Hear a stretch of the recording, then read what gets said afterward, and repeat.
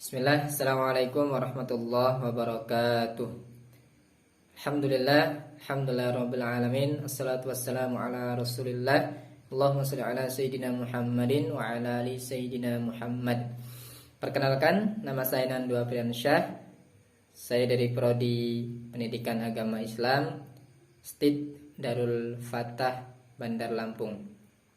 Tujuan saya membuat video ini yakni untuk menjawab daripada tugas mata kuliah ilmu pendidikan Islam yang dosen pengampunya yakni Ustazah Munawarah.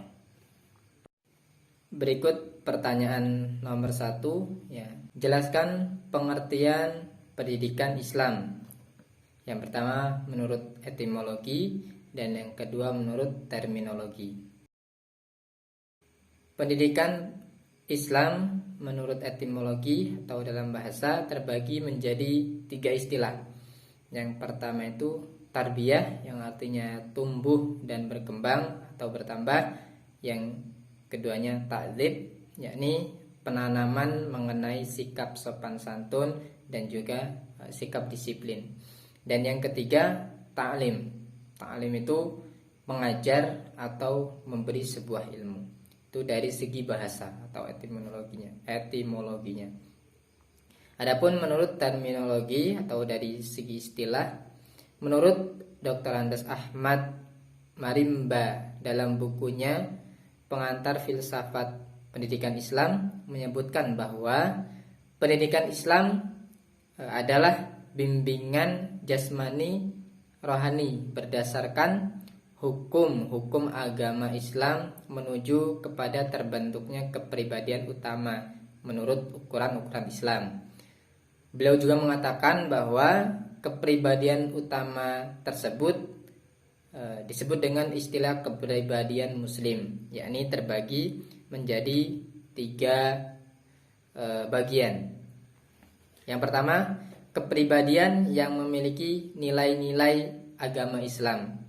Jadi pribadi itu selain menjadi umat Islam ataupun menjadi orang Islam, memiliki kepribadian atau sikap atau karakter umat Islam itu tersendiri, atau nilai-nilai dari agama Islam tersendiri itu tercermin dalam kesehariannya. Nah, dan yang kedua, memilih dan memutuskan serta berbuat berdasarkan nilai-nilai Islam. Nah, jadi ketika kita akan menentukan sesuatu, ketika akan berbuat sesuatu, kita tidak terlepas dari yang namanya hukum-hukum Islam, atau tidak terlalu bebas, tapi memperhatikan halal haramnya dan juga diperbolehkannya atau tidaknya itu tetap diperhatikan sesuai dengan ajaran yang ada di agama Islam. Yang ketiga, bertanggung jawab sesuai dengan nilai-nilai Islam. Lanjut ke soal nomor 2. Ini jelaskan yang kamu ketahui tentang hubungan pendidikan Islam dengan pendidikan nasional. Oke, baik. Mengacu dari kutipan man aradad dunya fa'alaihi bil ilmi wa man aradal akhirata fa'alaihi bil ilmi wa man aradahuma fa'alaihi bil ilmi. Yang mana artinya, barang siapa yang hendak menginginkan dunia atau sukses dunia, maka hendaklah ia menguasai ilmu. Barang siapa menginginkan akhirat atau sukses akhirat, hendaklah ia menguasai ilmu.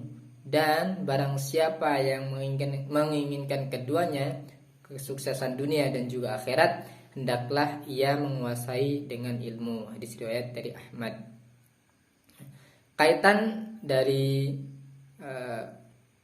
hadis tersebut bahwa disebutkan ketika kita ingin sukses dunia, maka kita harus mengetahui ilmunya, seperti ilmu pendidikan umum, yakni ilmu yang khusus mempelajari mengenai pembelajaran ilmu-ilmu dunia gitu. Misalnya ilmu matematika, ilmu IPA yang tentang berkaitan dengan dunia. Sedangkan ilmu pendidikan Islam itu orientasinya atau titik beratnya itu lebih berfokus kepada ke akhirat. Bagaimana kita cara beribadah supaya ibadahnya lebih khusyuk dan supaya ibadahnya itu kita dapat diterima oleh Allah Subhanahu wa taala. Nah, jika keduanya dapat berjalan secara berdampingan dengan baik, maka akan mendapatkan kesuksesan keduanya. Jadi, sukses dunia dan akhirat. Pertanyaan nomor 3, jelaskan kedudukan dan peran pendidikan Islam dengan sistem pendidikan nasional. Menurut Daulay tahun 2012 halaman ke-12 mengemukakan bahwa untuk meletakkan kedudukan Islam dalam sistem pendidikan nasional perlu diklasifikasi pada 4 hal, yakni yang pertama pendidikan formal. Pendidikan formal itu mengenai pendidikan yang berada di dalam kelas atau pendidikan yang teratur dalam sebuah sistem di dalam suatu lembaga itu. Yang pertama ada RA. RA itu TK atau Raudatul Atfal. Yang keduanya ada MI. MI itu SD atau Madrasah Ibtidaiyah. Dan yang ketiga ada MTS, Madrasah Sanawiyah. Yang keempat ada MA, Madrasah Aliyah atau MAK, Madrasah Aliyah Kejuruan, dan perguruan tinggi. Itu yang pertama. Yang kedua mengenai pendidikan non formal. Ya, adanya kursus atau taklim, terus lembaga pelatihan, kelompok belajar, pusat kegiatan masyarakat. Ya. Yang ketiga adanya pendidikan informal. Nah, informal itu pendidikan yang berupa pendidikan dari keluarga dan juga lingkungan sehingga membentuk belajar secara mandiri. Yaitu informal itu pendidikan yang terdapat dalam keluarga atau lingkungan sekitar. Yang keempat itu pendidikan keagamaan, yang mana dapat diselenggarakan oleh pemerintah dan atau kelompok masyarakat. Yang kedua, mempersiapkan peserta didik untuk menjadi masyarakat yang memahami dan mengamalkan nilai-nilai ajaran agama Islam. Yang ketiga, diselenggarakan melalui jalur pendidikan formal, non formal, dan juga informal. Yang keempat, berbentuk pendidikan diniyah, pesantren, pasraman, dan bentuk lain yang sejenisnya. Menurut Arifin 2003 halaman ke-4. Pertanyaan nomor 4, sebutkan dan jelaskan sumber dan dasar ilmu pendidikan Islam. Dasar pendidikan Islam terdapat 3 sumber. Yang pertama Al-Quran, As-Sunnah, dan Ijtihad. Yang pertama Al-Quran. Al-Quran merupakan sumber pertama dan yang paling utama pendidikan Islam. Al-Quran memiliki konsep pendidikan yang utuh. Al-Quran merupakan landasan yang paling dasar serta dijadikan acuan dasar hukum tentang pendidikan agama Islam. Firman Allah tentang pendidikan agama Islam dalam Al-Quran yang tercantum dalam surah Al-Alaq ayat 1 sampai dengan 5. Yang kedua As-Sunnah. As-Sunnah diartikan sebagai suatu yang didapatkan dari Nabi Muhammad SAW yang berupa atau terdiri dari ucapan, perbuatan, persetujuan, sifat fisik atau budi atau biografi baik pada masa sebelum kenabian ataupun sesudahnya. Hadis sebagai sumber inspirasi ilmu pengetahuan. Kita bisa lihat dari firman Allah Subhanahu wa taala Quran surah An-Nisa di ayat 80. Yang ketiga tentang ijtihad. Ijtihad adalah landasan berikutnya yang lebih bersifat praktis dan aplikatif adalah ijtihad para ulama. Jadi ijtihad itu landasan selanjutnya yang lebih praktis dan aplikatif karena sudah difikirkan, sudah ditimbang dan sudah dikaji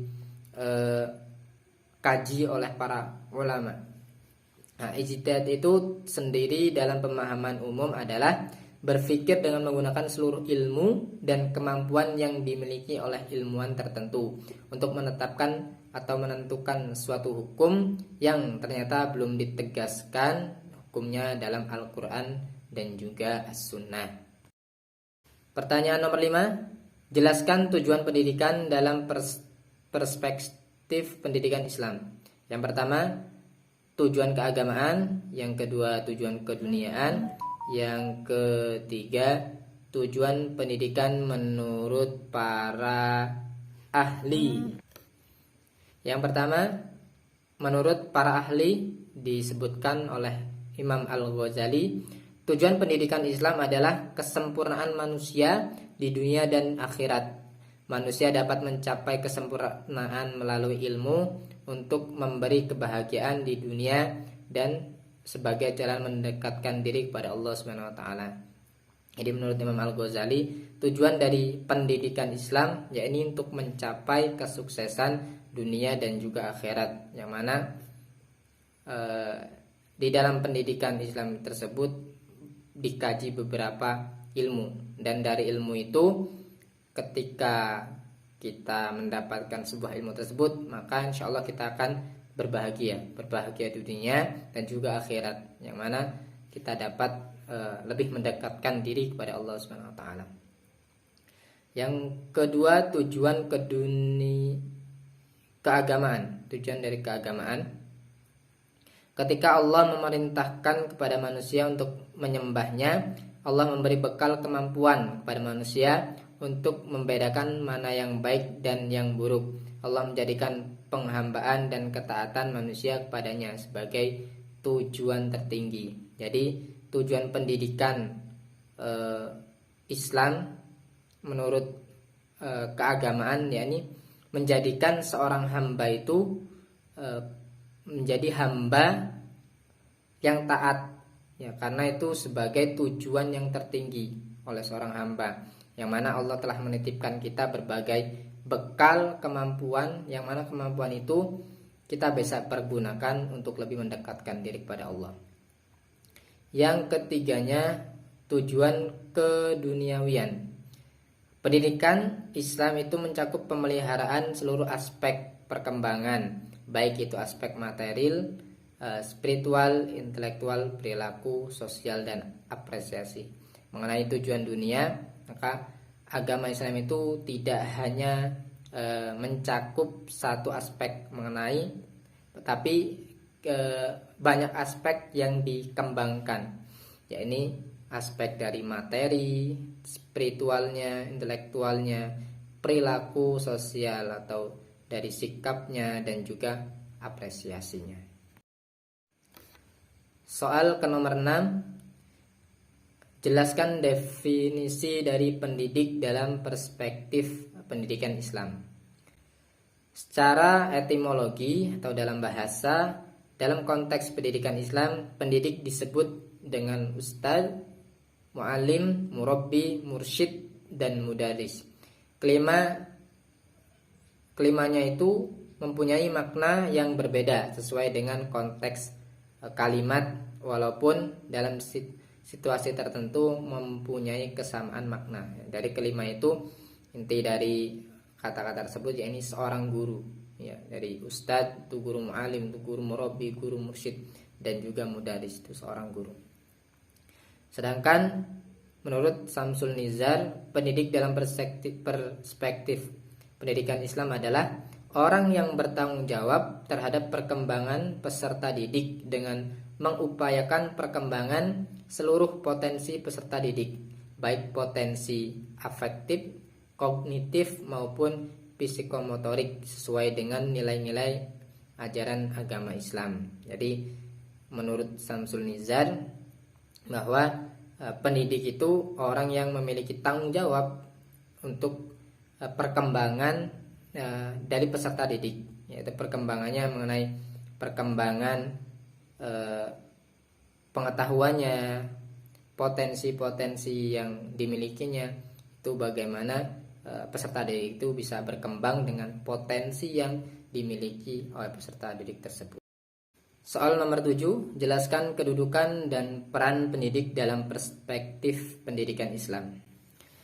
Menurut Al-Ghazali menukil dari perkataan para ulama yang menyatakan bahwa pendidik merupakan pelita segala zaman. Orang yang hidup semasa dengannya akan memperoleh pancaran cahaya keilmiahannya.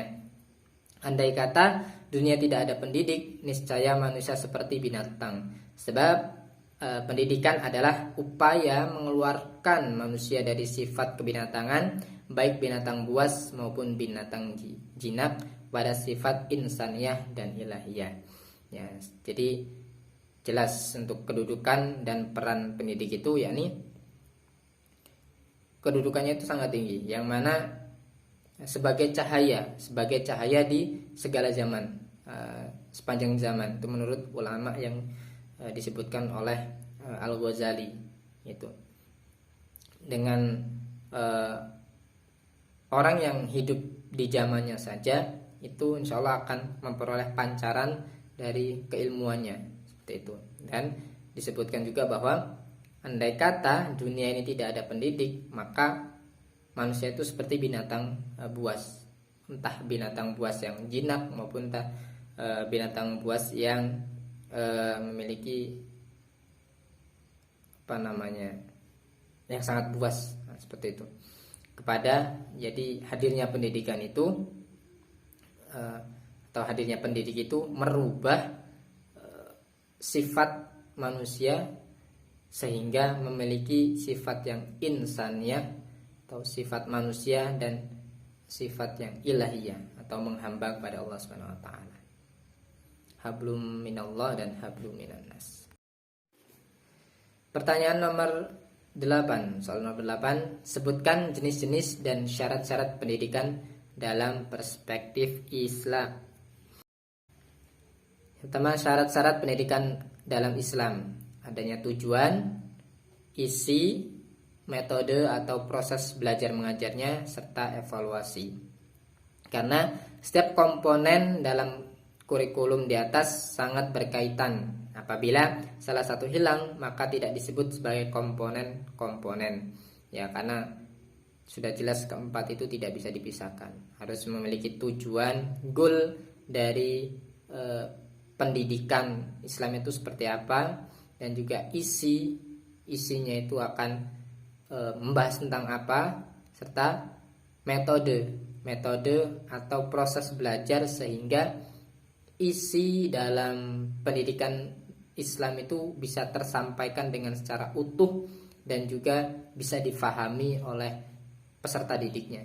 Dan yang keempat tentunya ada evaluasi, yang mana evaluasi itu sangat penting sehingga terus umat Islam itu atau pendidikan Islam itu terus berkembang dan tidak monoton, akan terus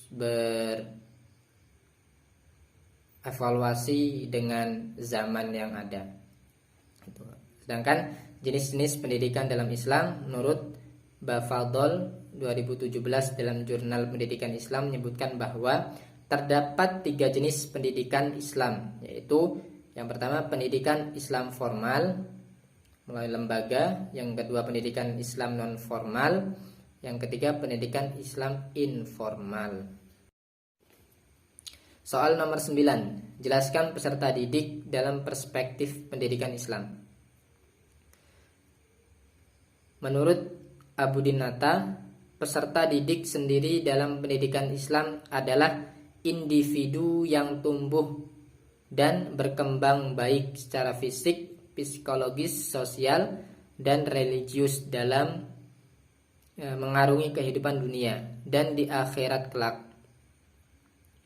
Peserta didik cakupannya lebih luas daripada anak didik, karena peserta didik tidak hanya melibatkan anak-anak tetapi juga orang dewasa. Bahkan pendidik pun bisa disebut peserta didik karena tidak ada manusia yang ilmunya mengungguli ilmu-ilmu Allah. Ini menurut Abu Dinata. Jadi peserta didik itu beda dengan anak didik. Kalau anak didik itu sudah jelas anak-anak gitu. Kalau peserta didik bisa saja anak-anak, remaja, dewasa, dan juga orang tua. Bahkan pendidik sekalipun bisa dikatakan peserta didik, karena menurut beliau pendidikan itu atau manusia itu ilmunya rendah atau ilmunya itu sedikit dibandingkan ilmunya Allah. Itu menurut Abu Dinata. Bahkan ada tambahan dari Beni Ahmad Saibani mengatakan bahwa pendidik pun disebut peserta didik karena tidak ada manusia yang ilmunya mengungguli ilmunya Allah Subhanahu wa taala. Seperti itu. Soal nomor 10. Sebutkan dan jelaskan kebutuhan dan dimensi peserta didik. Yang pertama, dimensi fisik atau jasmani.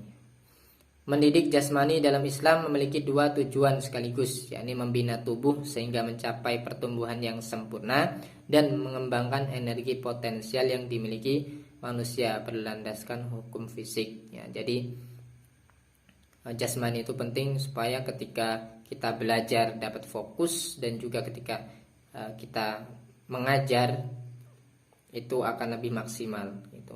Ketika peserta didik memiliki kesehatan fisik jasmani yang bagus, ketika belajar akan belajar dengan puas dan juga belajar dengan maksimal. Yang kedua, adanya dimensi akal. Fungsi akal manusia terbagi menjadi 6, yaitu penahan nafsu, petunjuk dalam membedakan yang benar dan salah, pengertian dan pemikiran yang berubah-ubah dalam suatu yang nampak dan tidak, pengaturan tingkah laku, pandangan batin, daya ingat untuk menemukan solusi. Yang ketiga, dimensi keberagaman. Manusia adalah makhluk yang berkebutuhan atau makhluk sosial. Berdasarkan hasil riset dan observasi, hampir seluruh ahli ilmu jiwa bersependapat bahwa pada diri manusia terdapat semacam keinginan dan kebutuhan yang bersifat universal. Alhamdulillahirrahmanirrahim. Ya, baik, itulah pertanyaan dan juga jawaban untuk menjawab soal-soal dari ilmu pendidikan Islam. Mudah-mudahan apa yang telah disampaikan itu dapat bermanfaat, dan jika ada salah kata dan kurangnya saya mohon maaf, pada Allah saya mohon ampun. Sekian presentasi dari saya akhiri, wabillahi taufiq wal hidayah. Wassalamualaikum warahmatullahi wabarakatuh.